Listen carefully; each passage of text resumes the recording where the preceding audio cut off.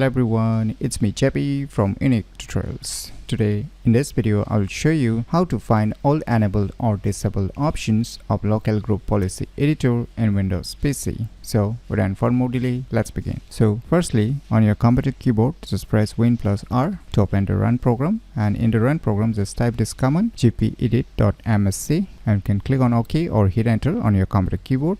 Now the local group policy editor program will get open. So now on the left side you can see under the computer configurations you can see administrative templates. Just select this folder and now click on this left arrow icon, and now here below you can see here all settings. Just click on it and now just click on this state option.